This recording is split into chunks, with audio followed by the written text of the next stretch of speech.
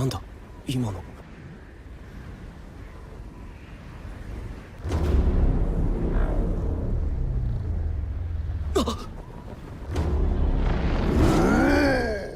Previously, he had been a popular loner that got absolutely no play until one day. Hottest girl in his grade invited him into a new world, leading him to learn the art of Riz. Although his studies are intense, he finds no issue in talking to every babe he comes across.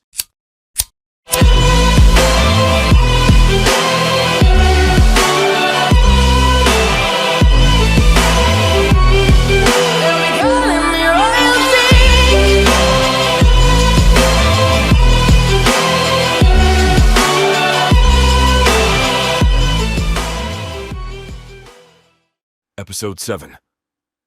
With no way out of the large pit, our protagonist Yusuke is forced to carve small crevices in the wall and hope that his big body can make it up. Unsuspectedly, however, he falls to his death only to respawn and try again. As he digs into the wall, he notices something strange about it, so he decides to close his eyes and think back on the past. When he was originally introduced in his class, he was an absolute loser that everyone laughed at. With him eating alone at lunch every day, this made him constantly depressed despite him never making an effort to make a friend. When he did get paired up with others, they wished they hadn't known Yusuke had always been the popular loner. This is the very reason that he is able to push himself so hard and exceed even his own limits. After sleepless nights, he finally reaches the top, this time with a new goal in mind. Now, out of the tunnel, he explores the area, but continuously falls over, showing how stupid he is. Eventually, he finds a cutscene, so he decides to inspect it, where he sees a dead warrior being blessed, with no clue what's going on. Yusuke wonders if this man was someone important. He decides to inspect the man's clothes, which makes him remember his travels with the man. This makes him emotional. He decides to pay his final respects, knowing that if he doesn't move forward, he never will. He realizes more of his companions could die, so he decides he needs to get stronger. Meanwhile, the party of Shindo and Hakozaki are seen fighting against monsters in their path. Although they are weak, with the addition of Kavel, the monsters are a bit more sustainable. While they fight, the largest monster emerges, calling Kavel into a showdown. Attached to his arm is the key to continue forward, meaning there is no escape until they defeat the monster. As they fight, Kavel tells Shindu that she is definitely the strongest out of the group, asking her how she got so strong. This makes her remember her past, being called worthless by her coach, thus bringing her to tears. While she thinks about this sad memory, Kavel gets stabbed in the chest and thrown off the structure. Just like that, the one person who truly believed in her died, making Shindu think it's all over. To her surprise, however, when the monster goes in to attack, it suddenly stops in its tracks. This makes Shindu realize she hit rank 10, thus she has earned a job change. She prays, hoping that she can get a good job change, but during this role change, she charges the monster. As she does, she changes classes into a warrior, making all of her training bear its fruits. With this new class, she strikes the monster, but is still too weak, causing it to knock her to the edge of the structure. Before we continue, let's take a moment to answer the question of the day. Do you have an anime you want recapped? Comment down below for a chance to be shouted out in the next video. Now, back to the recap. Doesn't give up, however, summoning her sword and getting back into battle. Now, with a magic class and a warrior class, she thinks she can easily handle the monster. Before she does, she spots a slash on the monster, making her wonder how it received it. It makes her think about her training alongside Kavel, thinking about how to properly strike. Of this training, she rushes the monster and strikes it right where she needs, but is too slow. The monster counters and takes her arm off, but she doesn't give up there. She makes a quick movement and grabs her arm, thus allowing her to strike the monster. While this happens, Yusuke runs to the scene, hoping that the monsters are all gone once he arrives. He remembers a time when he was faced off against a bear, but didn't cower down. He tells us that he wants to know Shindu's true identity, her being the original player in the game. He continues thinking he eventually finds a light at the end of the path, giving him hope. As he arrives to the scene, the others are stunned, wondering how he got out of the pit. Shindu, on the other hand, finally defeated the monster just in time for Yusuke to do absolutely nothing, so he thinks. But when he hears that Kavel has drowned, he jumps in without hesitation. This makes the other girls jealous, wondering if he would jump in for them. After some time, Kavel wakes up despite being stabbed and drowned underwater for a good 10 minutes. It is revealed that thanks to Yusuke's efforts, he was able to heal her after continuously exhausting his mana. She looks over at him and sees him in a sorry state, so she backs up. She then realizes what he did for her, so she gives him a kiss.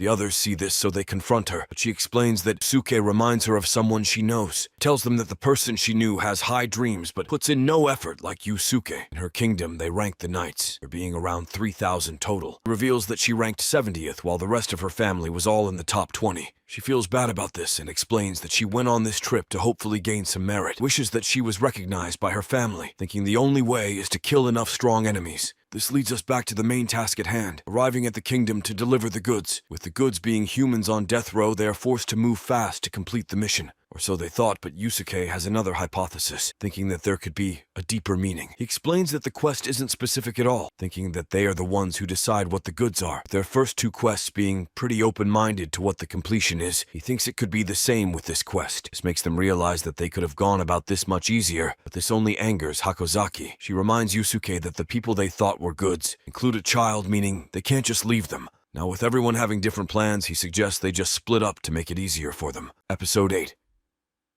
He suggests that by splitting into two parties, they can look for the slaves along with trying to find another way to complete the quest. He suggests he go with Cavell to receive the slaves, while Shindu can find the other way to complete the mission. The easier task, Shindu's group travel leisurely, talking freely along the way. As they go, Yusuke is seen still sitting around discussing his plans. While they talk, Cavell reveals that this mission is bigger than they think it is. With multiple kingdoms being involved in the slave trade and readying for war, everything is connected. Cavell explains that any day a war can break out in the country, thus causing surrounding countries to experience it as well. Yusuke then suggests that they send a letter to their kingdom to try and prevent the war. He knows, however, with his lowly powers, he won't ever get across to the king, so he figures out another plan. Despite being locked up in the cave for a couple days, they are able to easily catch up to the slaves who are being transported. Instead of saving them, he decides to eat dinner and relax for the night. Once she realizes his plans, Yuka, a nerdy girl who shouldn't have been introduced, starts calling Yusuke evil. He tells him that he needs to be nicer to others, asking him what his love interest is in the process. Makes her think about the time Cavell kissed him. She asks how he feels about girls like her. Secretly, she wishes that he liked her, hoping that he will say something she can relate to. Yusuke lists various things he likes, but none of them fit into Yuka's character, making her jealous. She wishes she was like Cavell, thinking he would like her more if she kissed him while he slept. While this occurs, the slaves are stopped because the soldiers transporting them need some food. As they talk over dinner, Yusuke emerges, asking to talk with the soldiers. He explains that he doesn't want to fight them, but has ulterior motives. Tells them that two of the heroes already fell in the hole, the others all died. Calls out Yuka, asking her to reveal herself, to which she does. Once she does, Yusuke announces that he wants to help the soldiers, offering to help spread their religion. See, the reason for their capture of the slaves is to cleanse them from their wicked religion. The soldiers believe that their religion is the only true one, but they take his offer very seriously. Wonder if they can trust Yusuke, thinking if he was on their team, he'd easily gain merit. As they talk, Yuka approaches, telling the soldiers she is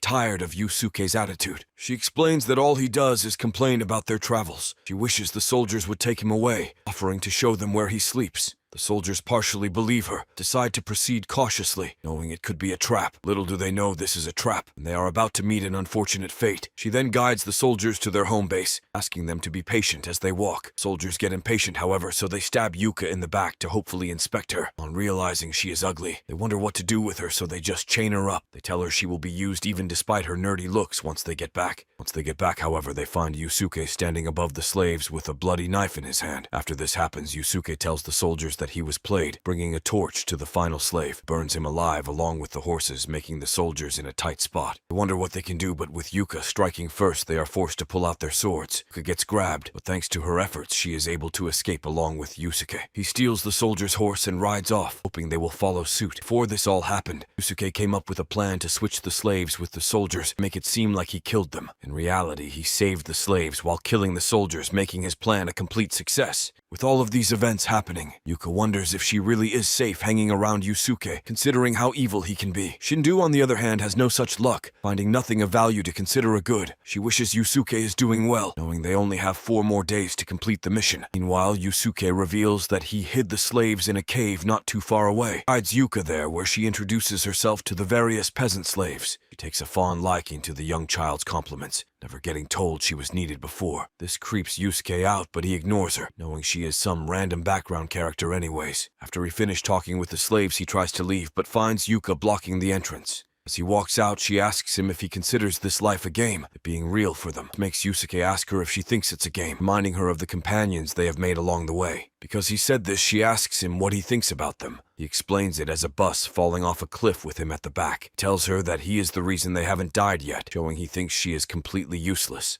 Episode 9.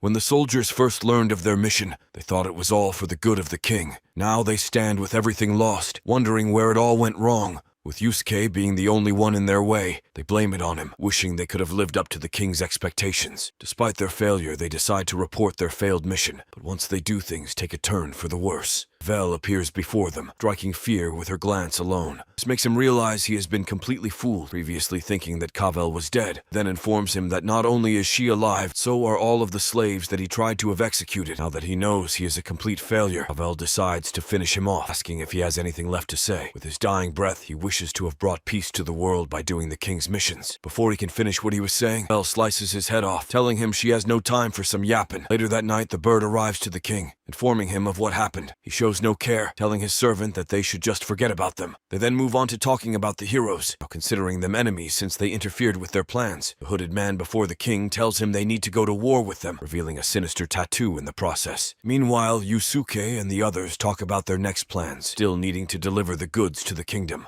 Yusuke wonders what Shindu is doing, having been in the same place for a few days. While this happens, Shindu is seen frolicking around town asking where she can get the best meal. She talks with the others, where they seem to finally catch on to something that could help them. Yuka, on the other hand, complains about having to take the randoms with them, wishing they could leave them here. Once the kid smiles, however, she gets excited, forcing her to retreat behind the wagon. Yusuke doesn't catch on because of how weird that would be, so he invites her to try driving the wagon. She hesitantly accepts, but gets a hang of it shortly after. While they drive, Cavell notices that Yuka is acting strangely, so she asks if she is okay. Yuka, being okay, thinks about why she would ask that, eventually thinking about the time Cavell kissed him. Following this, once they take a stop, Vel decides to confess her feelings for Yusuke. She calls him over, telling him their journey will soon be over. She acts sadly, telling him she will miss him, but he doesn't care. They then get back on the wagon with nothing having happened, leaving Yuka to wonder what they said. She thinks that Yusuke will surely get with Cavell, not knowing what's really going on. Eventually, during their travels, Yuka is able to switch Cavell's driving seat with the kid, giving the two a chance to talk. She thinks that because of her helping the two get together, she will get some reward. Instead of this happening, however, Yusuke sleeps the entire time. Because of this, Yuka decides to initiate the next part of her plan, getting Yusuke to fall in love with Cavell. She thinks that if they cook together, they could surely get closer. As this happens, Cavell walks up with a huge boar showing a more masculine side of her. Once they finish eating, Yuka decides to start the next part of her plan. She proposes to Yusuke to learn from Cavell, knowing they will soon say their goodbyes. Instead of continuing their training, Cavell moves onto Yuka, forcing her to train as well, ruining the moment. This makes her sad when they get back on the road, thinking it would have been easier to get them together. She blames it on the game, telling herself she isn't the problem. In a forest is Shindu's party, still kind of just walking around, not doing much.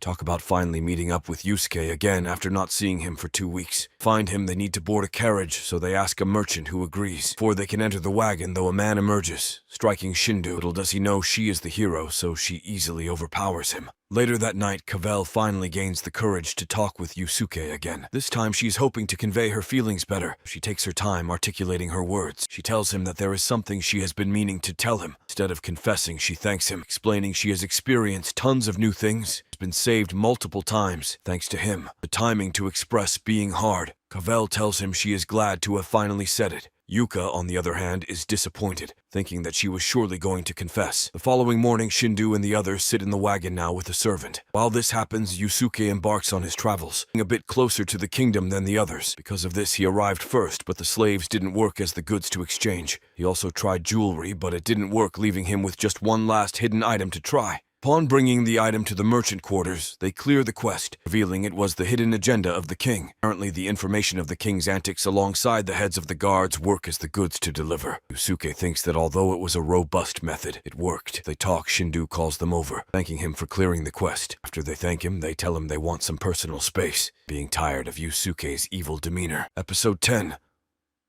All going their separate ways, the heroes are unsure of the fate that will await them. Nothing is clear, however, they will surely meet back up one day in the future. During his time, Yusuke travels the mountains, clearing his new quest. When he first rejoined with Shindu, he learned that they have another quest to explore 5% of the map. With their current pace, Yusuke is sure he will clear the quest until it starts snowing. This wasn't happening just to Yusuke. The entire world was being covered by a light snow. Included in this is a mansion containing Cavell, who is seen drinking her sorrows away.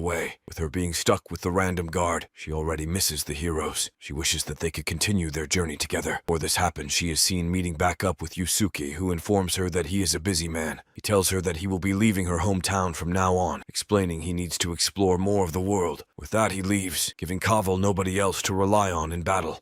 Now back in the present, he tells the random guard to get her another drink, still thinking about the heroes. She wonders if everything that happened was just a small part of her life, or if it will become something longer. Regardless, he wishes Yusuke luck in his travels, secretly being in love with him. Meanwhile, Yusuke transverses mountains in the middle of a snowstorm, wondering if he should go back. He wonders if this is the best way to explore the map, realizing he could have walked along a beach. He then thinks about dying from the snow, thinking he could die for good if he freezes to death. Eventually, he concludes that even if he died, his body would revert back to normal temperature, so he continues. Yuka, on the other hand, is struggling a lot more than Yusuke, wishing that she could live like a hero already. She thinks that she is supposed to have some hot guys around her to help her in her journey. Half frozen to death, Yuka continues on her path to hopefully complete the mission. Amidst the snowstorm as well as Hakozaki was seen using her shield to block the snow. With her getting the warrior class, she thought she would be strong, but she has been mostly useless. Although she was useless, she had Shindu by her side, making it sustainable in the world. First, she was happy to be in the new world, but after a lot of scary things happened, she became frail. She started to rely on Shindu too much, making her completely useless now in the present.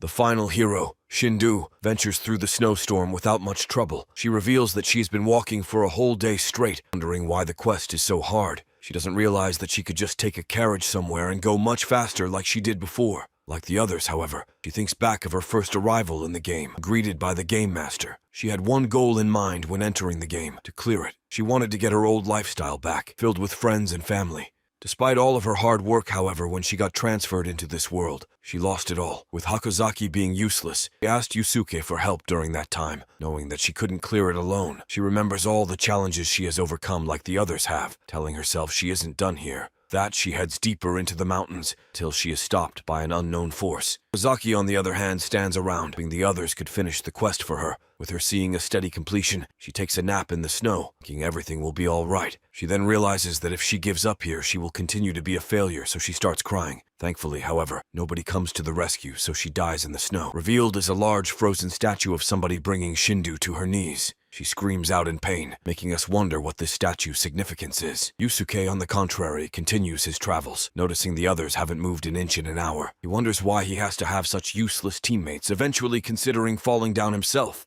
Even with this thought, he continues on his travels, knowing if he gives up, then they will all die. He knows that if he stops for a moment, then they will all die, thinking everybody else has died. He walks, however, he notices a strange creature standing before him, forcing him to react quickly. He tries to run, but the monster slices Yusuke, causing him to retreat and regroup. He then finds a better stance to attack from. He slices through the monster, but it recovers. Makes him consider running, but knows with the snowstorm ongoing he has no chance of escape. With this, he rushes the monster, using his various classes to discover the monster's weaknesses. After a long fought battle, Yusuke emerges victorious, barely being able to beat the monster. As he looks over the monster's body, some babies emerge, making him feel bad about killing it. He considers saving the babies, but knows they aren't worth his time, so he leaves like a savage. With him being the only one moving, he gets ticked off, knowing if the others weren't so lazy, they could be done already. He reveals that he has his own reason for trying so hard to complete the quest. He knows that if someone weaker than him needs his help, then he needs to step up. He just wonders why he had to be the one to endure all of this, humping on the ground in anger. Once he does, the floor caves in, forcing him to fall to his death. Before we continue, let's take a moment to shout out the winner of the last video's top comment at MSRX661.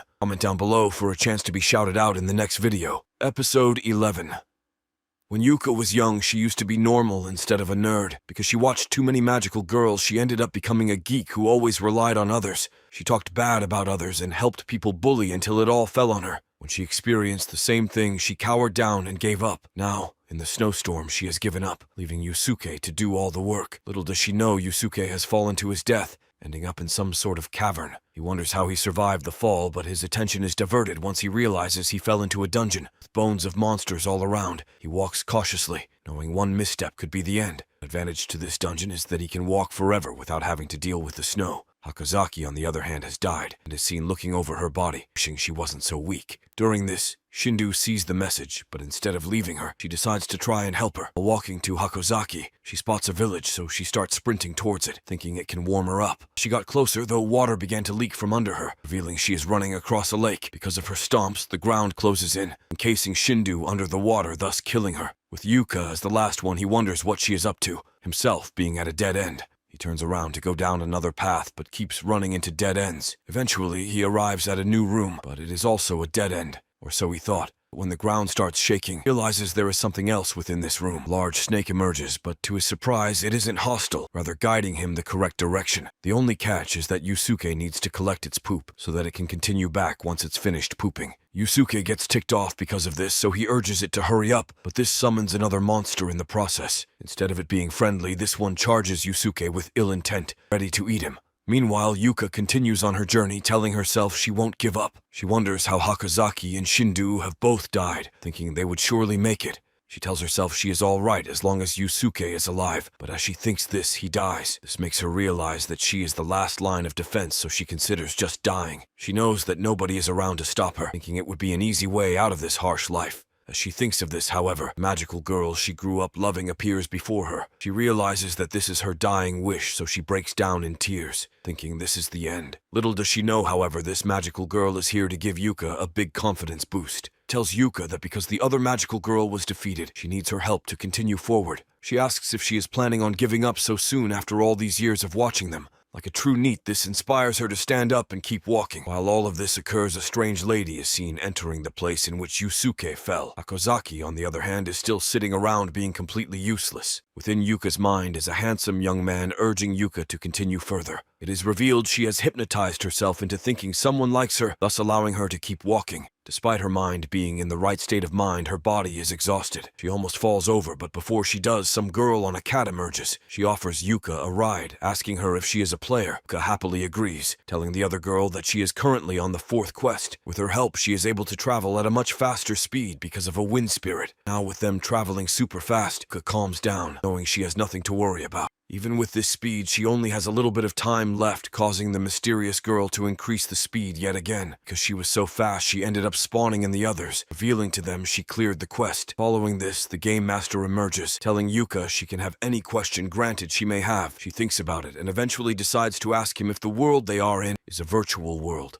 The Game Master then explains that it's not a virtual world, but a parallel world. He explains that there are tons of parallel worlds in their universe, this being just one of many, explaining they would probably be in another world if this one didn't exist. Although this is all confusing to sum it up, the Game Master has some power that allows him to make a slight change, changing the world. He explains that by using his power, he can observe all of the worlds at the same time, including one similar to humanity. With a population of over 4 billion, he explains that there is another planet with a much larger ecosystem. This makes them wonder if it connects to their world at all and how the war will start. After hearing all of this, Yusuke finally realizes what he has done, having killed multiple people since entering this world. Episode 12. Now with him completing the quest, he gets summoned back to Earth where he has to live with this truth. He wonders how it all went south, originally having loved to hang out with people. Because of him killing another, his heart continues to beat non-stop, forcing him back into his old world. He tells himself that he has already started to walk down this path, so he might as well finish it. This happened to all be a dream, however. Yusuke excelling at school basketball later that day. As he plays, he notices Shindu and Hakozaki on the other side playing around with some volleyball. Talk about the other world, asking the other if they can feel the improvement from ranking up so much. Talk about Yusuke, wondering how he is doing since he learned that the people he killed were real. Since they never told the full story, Yuka ended up telling Shindu what happened, informing her he killed someone. This makes her wonder if she made the right decision bringing him into her world. Seeing him act differently now. Like usual, once the day is over, he walks home alone, making his day even worse. He wishes that he hadn't been such a loser his whole life, knowing it's his fault. He goes to leave the city, he gets a message from the Game Master asking him to do a mission. Hesitantly, Yusuke opens his message to see him asking how he feels about killing people. Yusuke immediately deletes it. He rushes home, thinking how the Game Master knew his feelings when he hasn't even said anything. This makes him realize that it was all his fault for getting too ahead of himself. As he cusses himself out, he sees a young girl with Luffy's straw hat on. She tells him to respond to her next time, hinting that she is the Game Master. Yusuke catches onto this and asks what she is doing in his house. He then starts yapping, telling her about all his travels and how he feels different inside now that he killed someone. Thinks that although the man he killed was doing wrong, he didn't believe he was a bad guy overall. This makes the Game Master decide to cheer him up, offering to show him who the next player is. She reminds him of last time and how he had him save someone. This makes him realize it's going to be something strange again, so he accepts, hesitantly. Before they leave, she offers him a hat to hopefully conceal his identity. Meanwhile, some robbers are seen getting ready to break into some place. Yusuke doesn't know this, however, so he sits with the Game Master for dinner. She tells him that there is a man sitting at the table who was an ex-drug lord. She also informs him that the next player will enter the building and kill him within the next 20 seconds. She says this, the door breaks open, forcing a ton of people to run inside. With masks hiding their faces, they attempt to take down the drug lord, but are stopped by Yusuke. He tells them to chill, but they persist, swinging their metal bats in his direction. He uses his otherworldly abilities to make quick work of the thugs, putting them on their knees. He realizes while fighting which one is the player, so he unmasks him.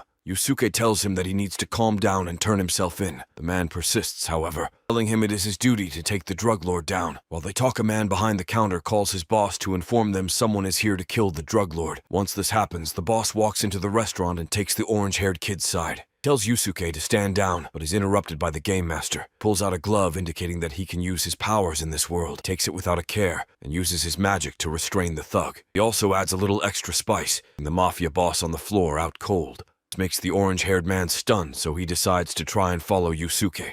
Before he can, the mafia boss points his gun, forcing him to kick him in the face again. After this happens, Yusuke talks with the game master, asking her if he cleared the mission. She then asks him how it felt to save a life rather than taking one this time. He thinks about it, thanks her for giving him the chance so he can see both sides. He realizes that although he killed someone, he still has time to make it right and be good. He asks her if she did this all intentionally, knowing that all of the events leading up to this were planned. Instead of answering him, she acts surprised, questioning why he didn't tell her how he felt about saving someone. And after this, Yusuke shows little to no interest in human life, grinning mercilessly. Meanwhile, Shindu is seen sitting around with her classmates eating lunch. He accidentally lets it slip that murder isn't a big of a deal, causing her friends to question her sanity. Hakozaki, on the other hand, talks with her mom, who also notices something abrupt with her. Her mom wonders what changed. Hakozaki previously being a complete wuss. The geeky girl also did some stuff, but who really cares? While all of this occurs, Yusuke continues talking with the game master, this time asking him who he thinks he is. He asks him if he likes having this power, to which he tells her he does. He wants to use his power for good, knowing that if he tried, he could change the world for the better.